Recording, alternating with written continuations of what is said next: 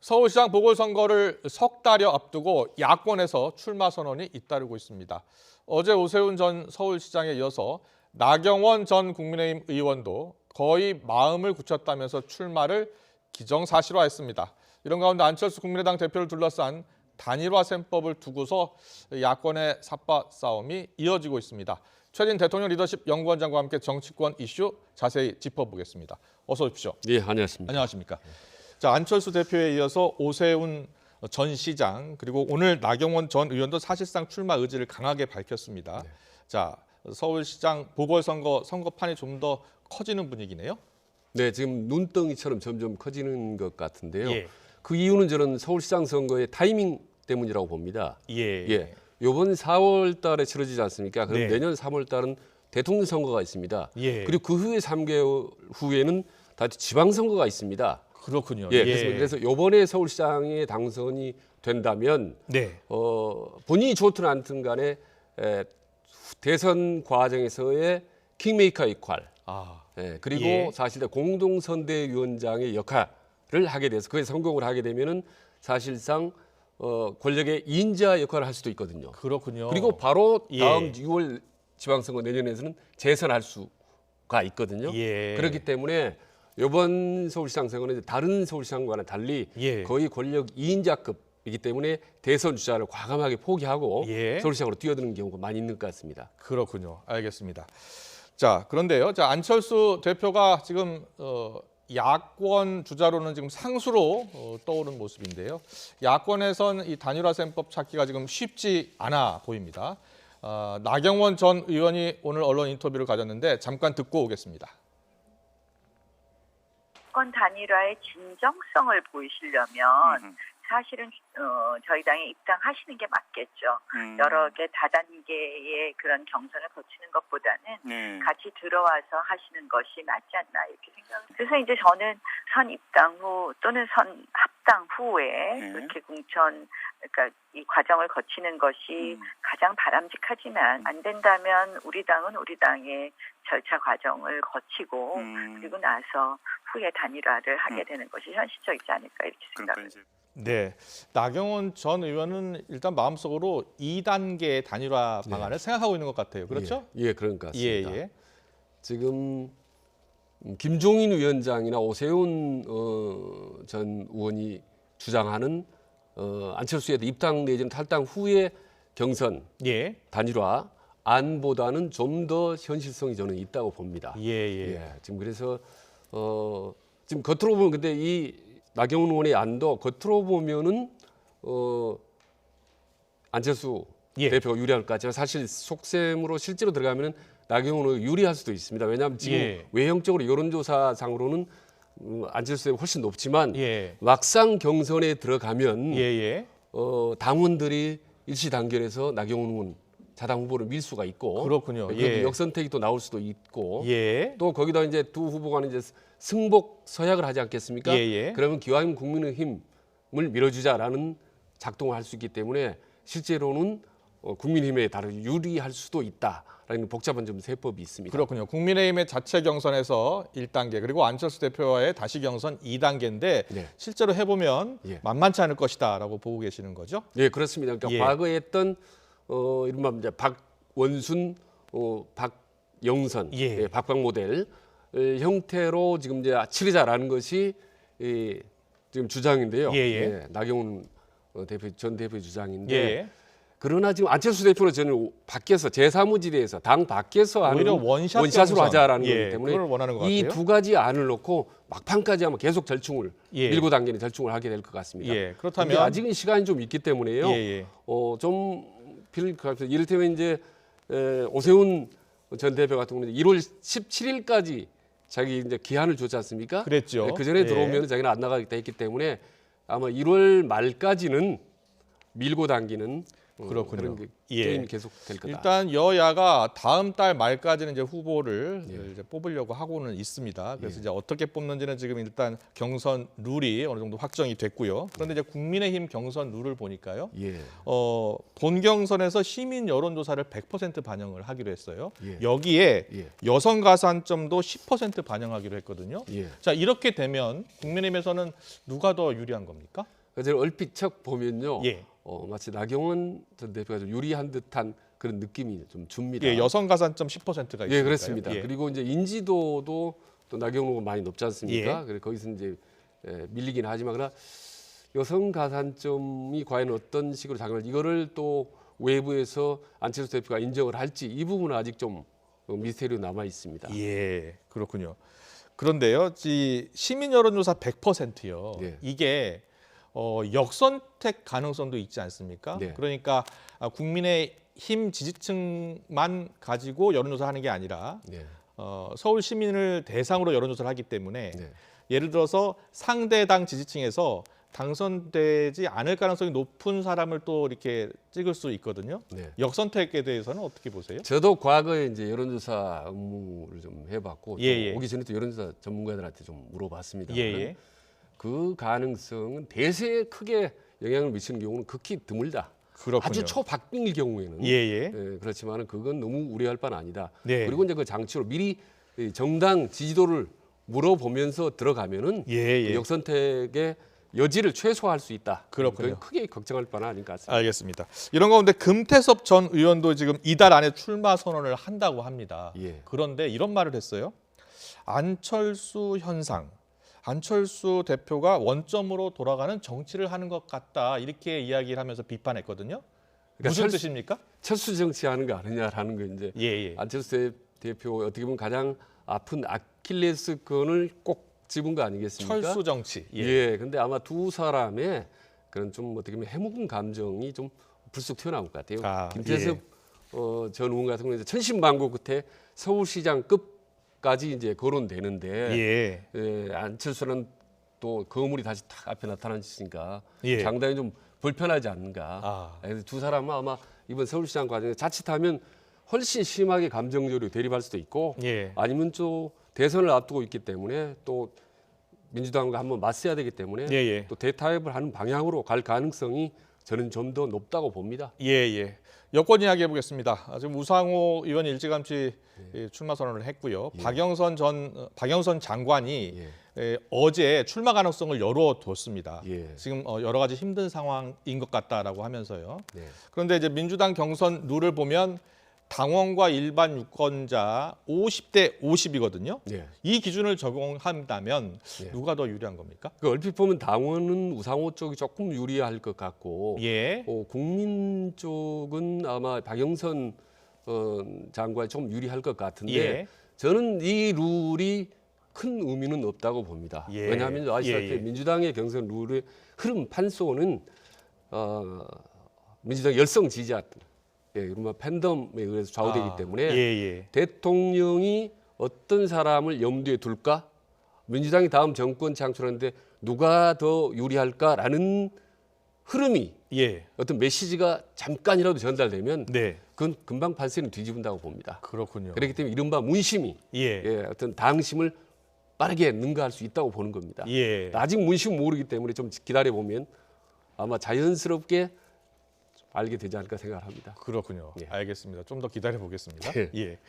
그리고 지금 재보선을 앞두고 지금 선거 열기가 좀 서서히 달아오르고 있는데요. 자, 국민의힘 쪽에서는 악재가 좀 터졌죠. 성폭행 의혹으로 국민의힘 김병욱 의원이 어제 탈당을 했는데요. 오늘 기자회견을 했습니다. 어떤 발언을 했는지 들어보고 오겠습니다. 가세연의 추잡한 요설로 많은 분들이 극심한 고통을 겪고 있습니다. 상상도 할 수 없는 말들을 히히덕대며 내뱉는 짐승만도 못한 짓거리에 당당히 맞서겠습니다. 그들이 더는 우리 사회에 해악을 끼치지 못하도록 반드시 법의 심판대에 세우겠습니다. 자, 일단 의혹을 제기한 매체에 대해서 이제 허위 사실 유포로 고소장 제출할 예정이라고 하고요. 일단 본인은 이제 잘못을 완강하게 부인하고 있어요. 예. 어찌 됐든 예. 이 중요한 국면에서 네. 국민의힘에게는 큰 악재죠. 예. 사실 여과는 따라서요. 근데 21대 국회에 지금 출범한 지 한 9개월 정도 되는데요. 네네. 6명의 의원이 이제 제명이나 탈당이 예, 예. 됐습니다. 그러니까 여야 반반인데요. 지금 이제 김병욱 의원까지 하면 7명 그렇군요. 됐습니다. 벌써 7명이나 예, 되는군요. 그렇습니다. 예, 예. 결국은 이제 악재가 됐지만 예. 실제로 그 내막이 네. 어떻게 돼야 저게 사실이냐 아니냐 억울하냐 예, 예. 아니면 정말 문제가 있냐라는 부분은 사실 당내에서 밝혀진 적은 없습니다. 아직 한 번도. 그렇군요. 예. 그렇기 때문에 정치적인 공세 차원에서 그냥 뭐 넘어갈 가능했던 것이 지금까지의 가장 관리였기 예. 때문에 그런데요, 일각에서는 책임 정치를 구현할 정치권에서 너무 이 꼬리 자르기를 하고 있는 것 아니냐라는 비판도 있습니다. 여야 할 것 없이 지금 논란이 일고 있는 의원들이 있는데요. 서둘러 지금 꼬리 자르기를 하듯이 탈당하는 것을 두고서 비판이 계속 나오고 있습니다. 자, 강려원 앵커가 이 내용을 좀 더 자세히 정리해드리겠습니다. 네, 앞서 들으신 것처럼 성폭행 의혹을 받는 국민의힘 김병욱 의원 결백을 밝히고 돌아왔다면서 어제 국민의힘을 탈당했죠. 정치권의 여지는 계속되고 있습니다. 먼저 여당인 민주당에서는 국민의힘이 당 차원에서 진상조사에 적극적으로 착수하고 일부라도 문제가 있다면 고발 조치를 하는 게 최소한의 도리라고 비판했습니다. 그러니까 탈당으로 꼬리 자르기를 하지 말라는 겁니다. 하지만 이 논란에서 여당인 민주당 역시 자유롭지 않은 건 마찬가지입니다. 재산 관련 의혹의 김홍걸 의원은 민주당에서 제명이 됐고요. 대량 해고 논란에 휩싸였던 이상직 의원 역시 제명 조치가 임박하자 탈당을 해버렸습니다. 국민의힘도 할 말은 없습니다. 재산 편법 증여 의혹의 전봉민 의원과 또 이해충돌 원칙 논란의 박덕흠 의원이 탈당을 했습니다. 여야 의원들이 떠나면서 똑같이 남긴 말이 있는데요. 뭘까요? 당에 폐를 끼치지 않겠습니다. 당에는 더 이상 부담을 주지 않도록 그럼 위법 사항은 전혀 없습니다. 네. 의혹에 대해서는 정상적인 절차와 규정에 따라 네, 들으신 것처럼 국민에게 사죄를 한다면서도 빼놓지 않는 말, 당에 부담 주지 않겠다, 나는 깨끗하다 이런 겁니다. 물론 사실관계를 좀 더 따져봐야 할 부분도 있지만 일단 의혹이 제기되면 탈당이나 제명 조치부터 하고 의원직은 유지하면서 세비를 꼬박꼬박 챙기는 모습 언제까지 반복될까요? 네, 일단 탈당을 했습니다만 사실상 여야에서 출당 조치를 한 것과 다름없지 않겠습니까? 네. 그런데요, 여야 모두 이분들이 일단 공천을 줬지 않습니까? 네 그렇습니다. 예, 그러니까 거기에 대해서 뭔가 책임 있는 모습을 보여줘야 되는 것 아닐까요? 말하자면 꼬리가 아니라 몸통 자르기를 제대로 하려면요. 예. 그러니까 3단계 그러니까 당윤리위원회를 거쳐서 국회윤리위원회 넘어간 다음에 국회윤리위로 넘어가고, 예, 그 다음에 이제 국회 본회의에서 최종적으로 징계가 하는 건데요. 예, 예. 이 3단계를 예. 마지막까지 거쳐서 본회의에서 징계당한 국회의원은 한 명도 없었습니다. 그렇군요. 예, 대개는 직전에 사퇴한 경우가 이제 한두 경우가 있었지만은 예. 그렇기 때문에 항상 여야가 번번이 예. 꼬리자루 갔기 때문에 예. 그냥 넘어가는 거고 정치권은 계속 국민들한테 이제 비판을 받게 되고 하는 악순환이 지금까지 계속되고 있는 겁니다. 그렇군요. 예.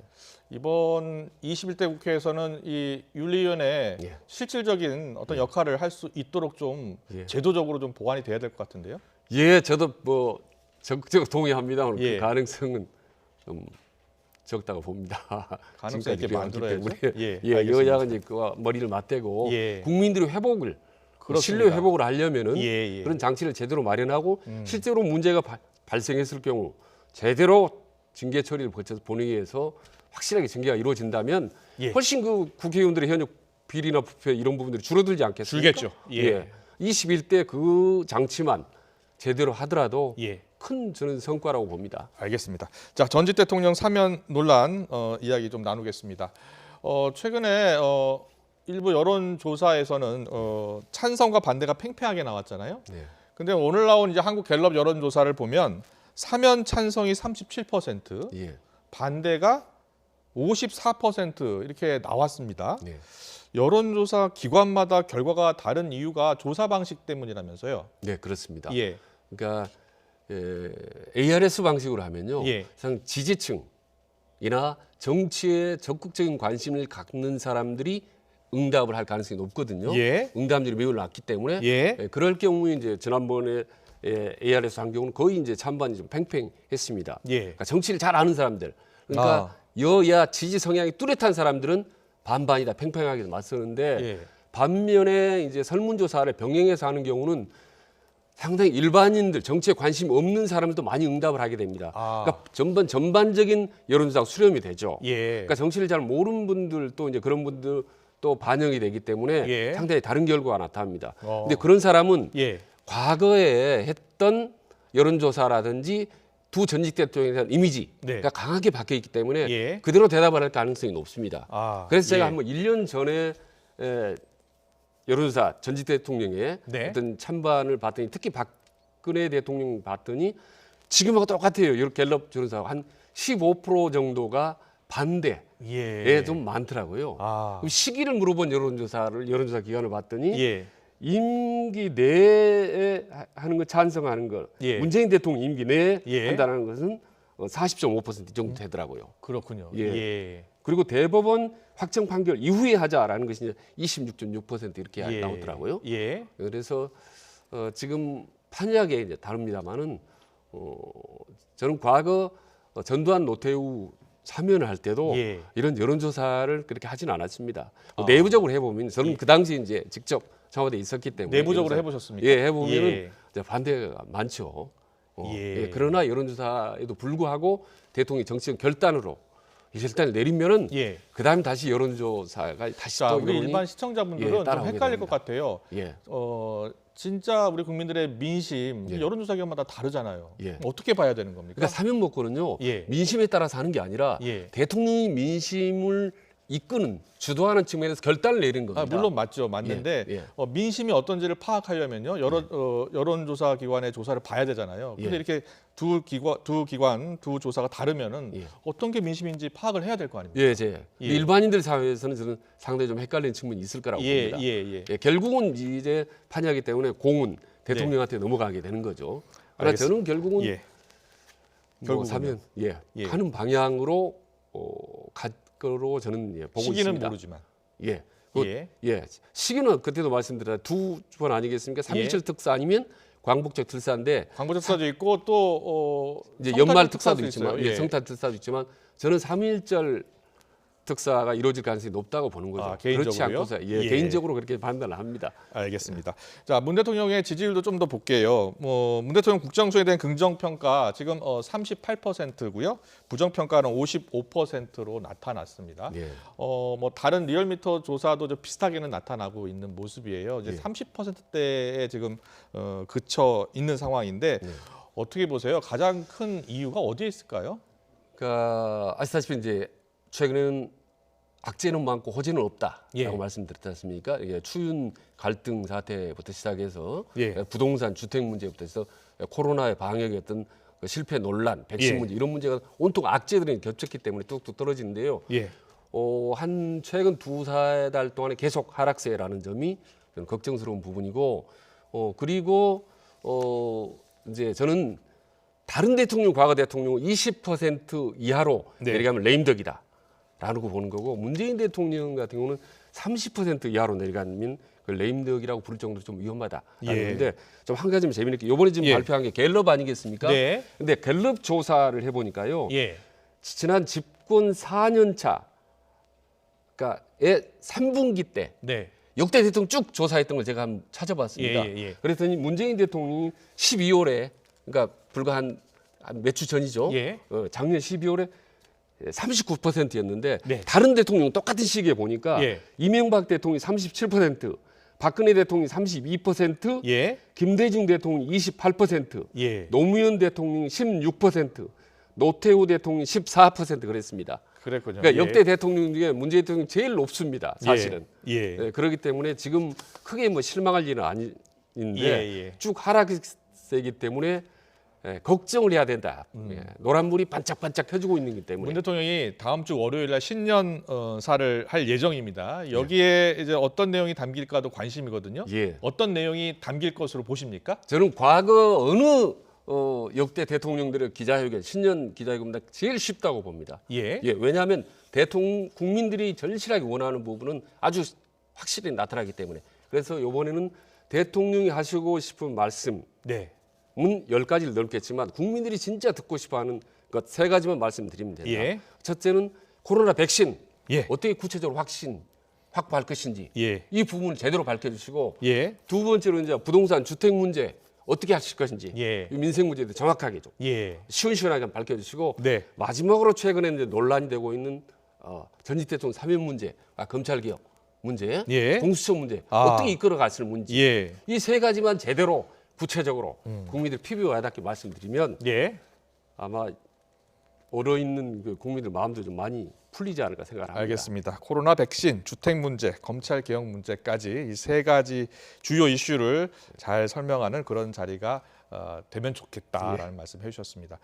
그리고요 마지막으로 정세균 총리하고요 이재명 경기도지사가 4차 재난지원금을 둘러싸고 공방을 이어가고 있어요. 예.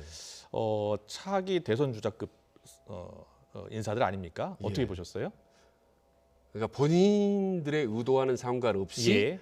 이 차기 대권 주자들의 어떤 헤게모니 싸움, 예. 정책 주도권 다툼으로 비칠 수가 충분히 있는 거죠. 예. 더구나 이재명은 상당히 1, 2위를 지금 오고 가면서 네네. 툭툭 치고 나가는 스타일이고 정세균 총리도 이제 자타공인은 대권 주자인데 특히 이 부분이 재난지원금이라는 가장 미묘한 문제입니다. 왜냐하면 지금 대한민국 전국의 현안 예. 이슈 1위 하면은 아시다시피 코로나. 예. 그 중에 서민들, 네. 민생, 영세 상공인들이 가장 관심사가 바로 재난지원금입니다. 예. 이 부분에 대해서 어느 누가 주도적으로 잘 대응하느냐가 상당히 국민들의 그쪽으로 지지세가 쏠릴 겁니다. 그렇군요. 그렇기 때문에 총리도 예. 관심을 몽땅 갖는 거고 예. 대권주자 1, 2를 달리는 이재명 지사도 거기에 이제 매달리는 거죠. 네. 근데 이런 모습은 결국 여권의 가치 마이너스 효과가 됩니다. 어느 주도권을 다투는 모습을 보이면요.